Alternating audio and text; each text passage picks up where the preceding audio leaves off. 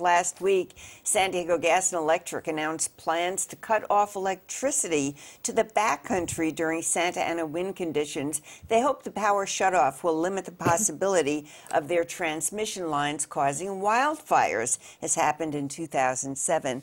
County Supervisor Diane Jacob, who represents much of the area that would be impacted by such a move, has opposed SDG&E's plan, but the San Diego City Council passed a resolution this week supporting the plan, even though most of the affected area is outside of city limits. We wanted to know why they support SDG&E, and so we put Councilmember Marty Emerald on the record. What SDG&E has told us, what other experts have told us, our fire chief telling us, if under extreme circumstances we shut off electricity for a limited period of time, we may be able to prevent sources of fire or sources of the spread of fire. And that's a tool we have to consider.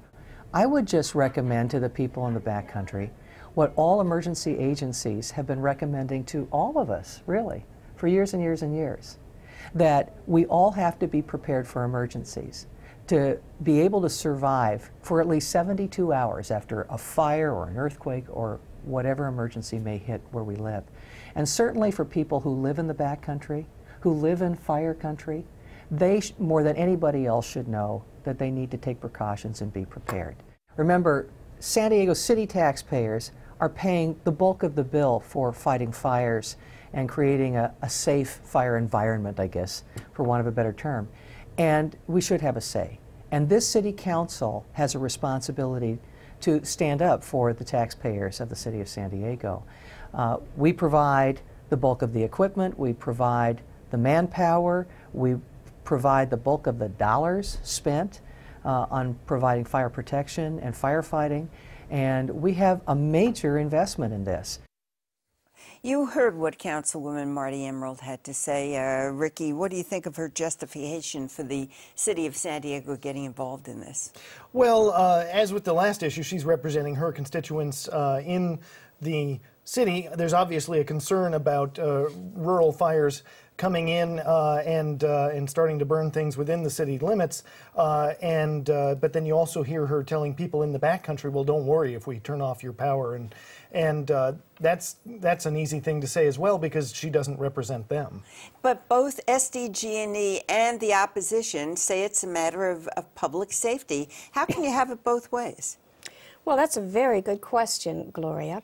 And the concern in the backcountry among many people is that shutting off the power could actually put people in more danger than leaving it on.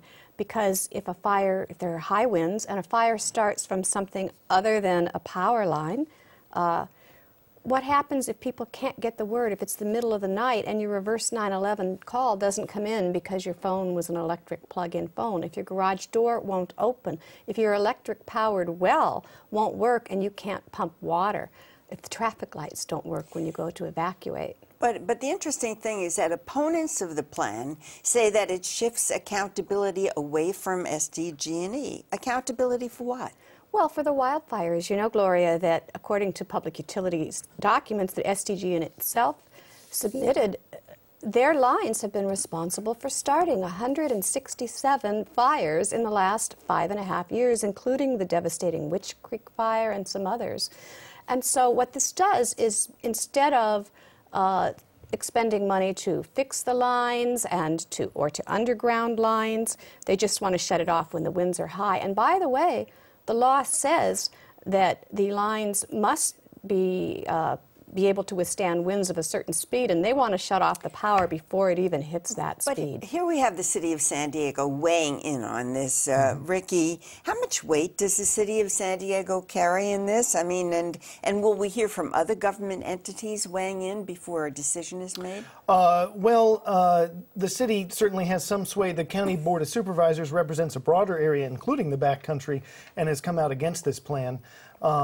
and then some mayors around the county as well. Some of the people in favor of the plan are, you know, you heard Marty quoting SDG&E statistics and things, and some of the letters they've written in support have actually been written by SDG&E. So a lot of the support is driven by the utility, obviously, but then I'm sure people are also concerned about fire safety. Yeah, but we heard also that the fire chief in San Diego favors the plan as well. Have we heard from the fire chiefs and other fire agencies around the county? Many of the other fire chiefs oppose this plan, as do the water boards. Padre Water says that they would run out of water in a matter of hours if the power was shut off for drinking as well as fighting fires.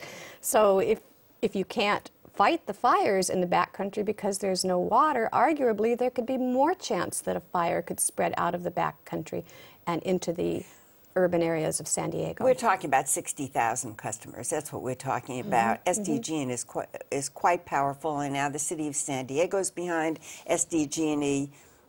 What do you think is going to happen? That's a good question. SDG&E says they will go forward whether the PUC approves it in September or not.